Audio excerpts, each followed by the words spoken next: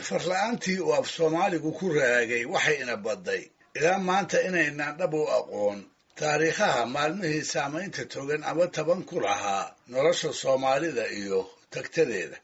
tusaale ahaan in la maleeyaha joogtee ma naqaan guyaashii ay dhasheen amaba ay dhinteen maanseyahanadii waaweynaa ee suugaantooda aynu ku dhaadanno iyo sidoo kale halgamayaashii madax bannaanida dalka darteed naftooda u biimeeyey.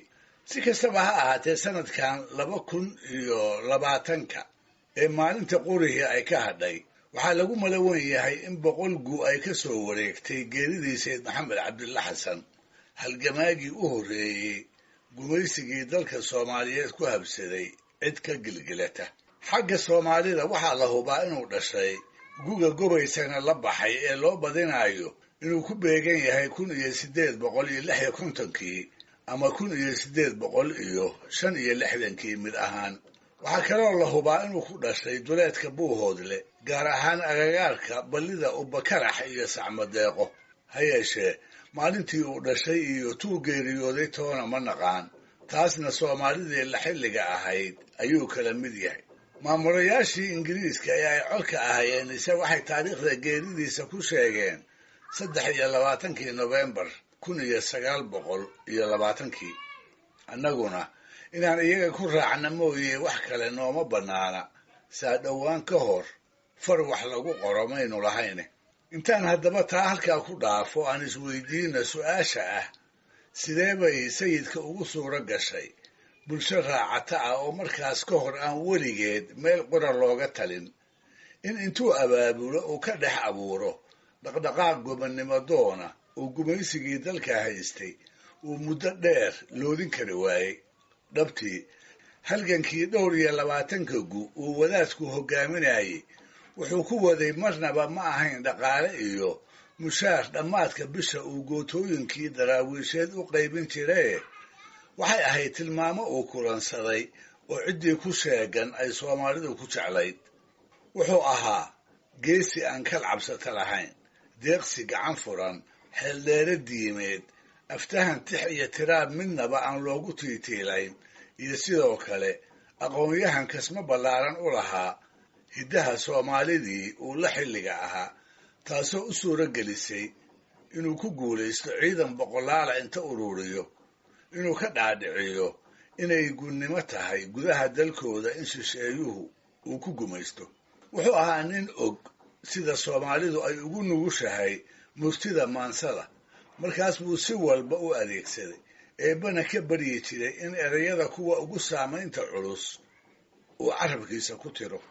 ninkii ku ducaystay buu ahaa, eebbow adaan kuu cawdoo kuu calaacaliye cunsurtii aan leeyahay adaan kuu cuskanayaa ee carabkayga eebbow quwee caadil baa tahay.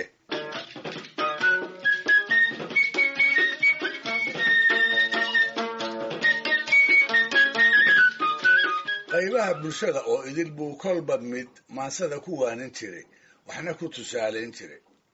wadaadadii la coloobay ee dhaqdhaqaaqiisii ka hor yimid, wadaadadii gumaysiga la sinjaaray ee la saayiray kolkuu gabayga ku canaananayay, waatuu ku lahaa culimmada sidii baaniyaal beledka gaal joogta baabkii allah laga akhriyey inay baloobeene inay belalka naareed ku dhici ba'a iyo u sheega.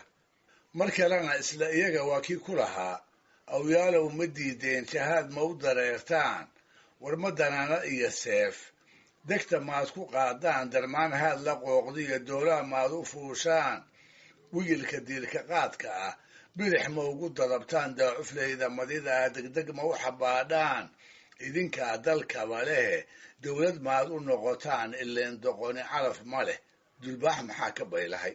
dumarka iyo carruurtu siday u dayacan yihiin markuu dareensiinayey ee uu u sheegayey raggii lagu halaynayey inay dhulkoodii gumaysiga ka iibsadeen dabadeedna u gacan geliyeen, waa kii lahaa dadkii idinka weynaa hadday idin dulleeyeen dembi kama ayaabine cuntay idinka doorteen, duunyaa la dhaabsaday dugsigaad gelayseen, dameerkuna ma yeeleen halkay tala ku daysteen, dab intay shideen bay dalaq idinku siiyeen, doox intay qodeen bay ciid idinku daarsheen, nin idin damqanayaa idinkama dambeeyo haddaydan digtoonaan daad ba idin qaadiye naf dalkaaga doonaysa furaash looma daadshee dabkan aan shidaayaa dawadiinna weeye digtoonaada weligiin dunidu waari mayse.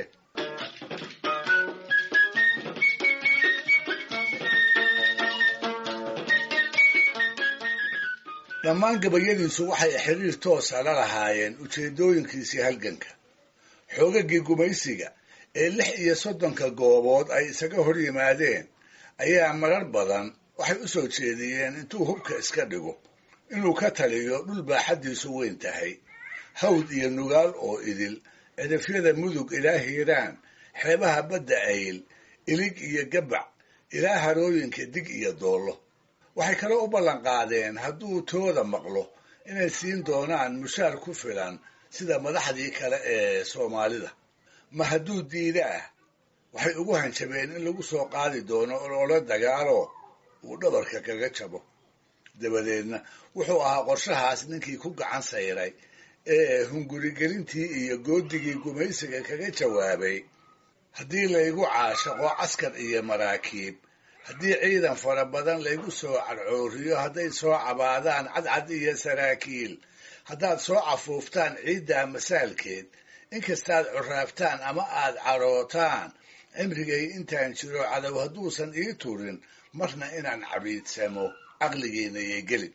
22 guu oo weerar iyo raxaraad miirana kadib, markii dayuuradaha daraawiish loola yimid ee lagu jabiyey, dumarkoodii iyo carruurtoodii markii dooxooyinka nugaaleed lagu xasuuqay ee wixii ka haray ay dabayshadeen, cali dhuux iyo maansayahano kaleba markay ka daba direen tixaha digashada ah, waatuu sayidku kaga jawaabay gabayga la yaab kale ee dardaaran ku magacaaban, gabaygii ku dhammaan jiray: waa idin dagayaa kufriga aad u dabcaysaane, dirhamkuu idin qubahayaa dib u go'aysaane, marka xiga dabkuu idinka dhigi dumar sidiisiiye, marka xigana daabaqadda yuu idin dareensiine, marka xiga dalkuu idinku oran duuyo dhaabsada marka xiga dushuu idinka rari sida dameeraade, marse haddaan dushii adari iyo iimay dacal dhaafay maxaad igaga digataan, baruusiin la soo degiye.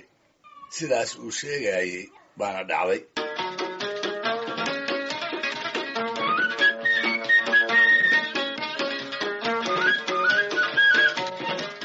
meel ay joogtaba wuxuu sayid maxamed Soomaalida gar ugu leeyahay in sanad walba ay xusto. maxaa yeelay haddaan laga dafirayn wuxuu gashaday abaal in la gudaa ay adag tahay. mar waa aabbaha wadaniyadda casriga ee Soomaaliyeed, ninkii indhaha u furay ee ummadda uu ka dhashay dareensiiyey inay isku dan tahay inay gobonnimo geydo ninkii dubaaqeeda ku riday. mar kalena waa aabbaha maansada Soomaalida, hal abuurkii haddaan tiisu ku jirin ay maansada Soomaalida wax weyni ka maqnaan lahaayeen, ninkii gabayga dhalan rogay ee ku soo kordhiyey ujeeddooyin hor leh oo waagaa dhagaha dadka ku cusbaa, sida tixaha xornimo doonka iyo gumaysi nacaybka xambaarsan. cabdulaahi suldaan timacadde wuxuu allaha u naxariistay ka mid ahaa indheergaradkii rumaysnaa haddaan Soomaali baritaarayn, haddaan Soomaali gumaysigii uu la dirirayay ciidan u noqon, haddaan Soomaali qabyaalad kaga hor iman, in sayid maxamed aan shisheeyuhu sina uga adkaadeen. isagoo haddaba Soomaalida taa ku canaananaya waa kii oran jiray: tirtirsiinyo Soomaali waan looga taag heline, sayidkii taleex degay markay turunturaynaysay, haddaad maalintii taabacdaan tani ma joogteene anaa kaa tolroon. waa waxau talaqi weydeene.